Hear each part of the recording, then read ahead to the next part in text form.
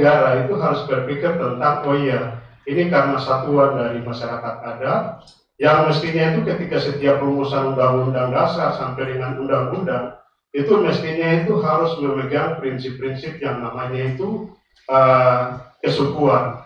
Sayang sekali karena faktanya lebih kepada pendekatan itu karena pendekatan mayoritas, maka perspektif mayoritas yang mengabaikan tentang nilai-nilai kesakralan yang dimiliki oleh minoritas.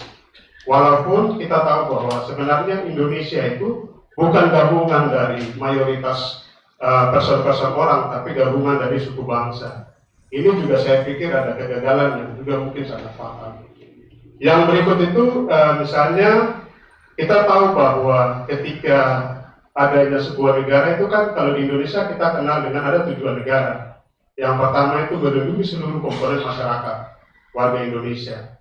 Sayang sekali itu mestinya negara berpikir tentang satu orang saja kalau dia terancam maka negara itu gagal.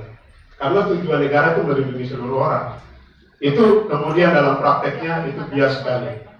Yang berikut itu karena itu bias, mestinya itu kan masyarakat adat itu harus dilihat dalam ruang itu. Karena Indonesia ini gabungan dari suku bangsa, mestinya di dalam suku bangsa itu ada karakteristik dari setiap masyarakat adat yang berbeda-beda, sampai dengan memiliki nilai yang juga berbeda-beda. Yang bagian ini yang mestinya dilindungi, tapi sayang juga itu kemudian sangat bias sekali. Yang berikut lagi yang saya mau tambahkan itu, misalnya tadi teman-teman, kakak-kakak atau rekan-rekan tadi bicara tentang AMDAL. Memang prinsip dari AMDAL itu kan sebenarnya itu karena tujuan negara, tujuan berpemerintahan itu selalu targetnya itu adalah keselamatan rakyat, pembangunan rakyat. Mestinya ketika kita bicara AMDAL, itu yang menjadi sasaran utama itu juga adalah rakyat atau masyarakat di sekitar area tempat di mana AMDAL tidak dikeluarkan. Ini sayang sekali juga ternyata berdampak kepada kehancuran masyarakat adat. Belum lagi misalnya kita bicara tentang ekologi di sekitar situ. Yang berikut itu karena ini juga berdampak juga sangat fatal dan segala macam, dan menurut saya itu juga dari aspek syarat-syarat formal misalnya kalau kita merujuk kepada syarat pembuatan undang-undang, dan itu juga berlaku kepada syarat pembuatan regulasi yang lain tentang pentingnya partisipasi rakyat. Dalam hal ini kalau kita bicara Papua itu masyarakat adat, yang mestinya itu negara tahu ketika kita bicara tentang masyarakat adat, ada mekanisme pengambilan keputusan di dalam masyarakat adat. Dan mekanisme itu ketat sekali. Jadi misalnya ketua dewan adat atau ketua orang yang ditokohkan itu mereka selalu berfungsi sebagai fasilitator untuk menanyakan bagaimana pendapat-pendapat dari warga masyarakat segala macam. Dan mestinya itu karena mekanismenya ketat dan panjang, maka ketika misalnya kalau teman-teman lihat bahwa ada orang-orang tertentu yang misalnya perusahaan pakai untuk karena kepentingan-kepentingan tertentu, itu maka bisa disimpulkan mereka tidak mewakili masyarakat adat. Dan saya pikir ini juga bagian dari praktek-praktek kejahatan. Nah, yang saya mau bilang itu dari semua proses itu karena masyarakat Papua itu mereka tergantung kepada alam, itu juga bagian dari sumber kehidupan mereka, tapi juga mereka itu bagian dari satu keturunan kesatuan yang tidak bisa dipisahkan.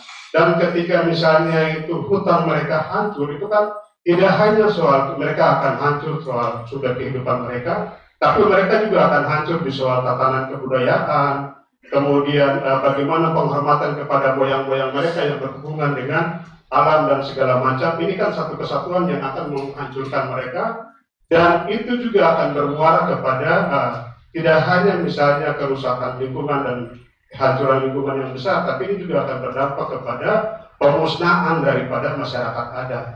Nah, yang saya mau bilang ini kan kalau sudah tahu bahwa itu akan berdampak kepada genosida terhadap masyarakat di sekitar sumber-sumber kehidupan, maka dengan sadar negara kemudian turut serta melakukan kejahatan seperti begitu.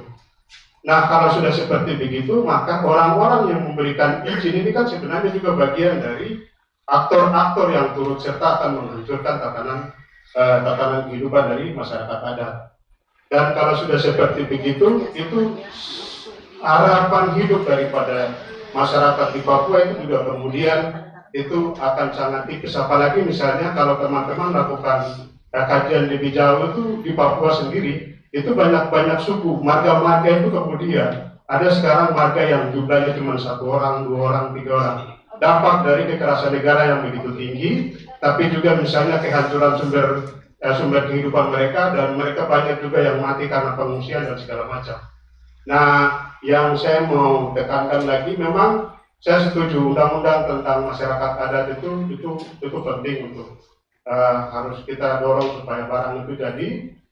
Walaupun kita tahu bahwa setiap masyarakat adat itu kan pasti punya kebiasaan dan ini kesatuan segala macam, itu pasti beda-beda. Nah, kemarin kita berharap misalnya ketika dibuat satu produk hukum baru, misalnya undang-undang otsus itu, berharap tentang pasal masyarakat adat itu kemudian dimasukkan. Sayangnya undang-undang yang mestinya sifatnya itu desentralisasi asimetris, tapi faktanya undang-undang perubahan kemarin itu lebih kepada sentralistik. Artinya justru dengan kesadaran pemerintah melakukan kejahatan pendekatan pemerintahan yang dari mestinya desentralisasi asimetris itu kemudian bergeser ke sentralistik, dan saya pikir ini sudah sangat fatal sekali karena itu kejahatan yang dilakukan dengan sadar yang berdampak kepada kemudian soal syarat pemekaran. Itu juga kan teman-teman bisa lihat syarat pemekaran yang mestinya itu dalam undang-undang desentralisasi syaratnya tetap, kemudian harus mengikuti prinsip-prinsip lahirnya perundang-undangan, itu kemudian bergeser ketika perubahan Jakarta bisa menentukan segala-galanya. Dan saya pikir ini bagian dari kejahatan yang dilakukan melalui sistem, melalui undang-undang untuk menghancurkan segala macam tatanan kehidupan masyarakat adat. Dan saya pikir ini mungkin jadi catatan kita untuk bagaimana kita bisa mendorong satu upaya penyelamatan. Dan mungkin kalau bisa rekomendasi misalnya yang kita mau dorong kepada pemerintah dalam rangka bagaimana bisa melindungi dan menyelamatkan masyarakat adat, itu memang hanya melalui mekanisme perundingan. Kenapa perundingan? Karena kalau perubahan undang-undang, isi dari otak-otak orang di DPR ini kan semua suara partai segala macam, terus tidak mengerti berbagai macam kesatuan dari masyarakat adat dan segala macam, belum lagi kepentingan-kepentingan lain. Nah, untuk Papua dalam semangat penyelamatan, memang menurut kami itu penting sekali kemudian dilakukan perundingan supaya masyarakat adat yang sisa ini kemudian hutang yang sudah dihancurkan segala macam ini tidak bisa diselamatkan. Mungkin dari saya bisa tambah demikian. Terima kasih. Baik, terima kasih.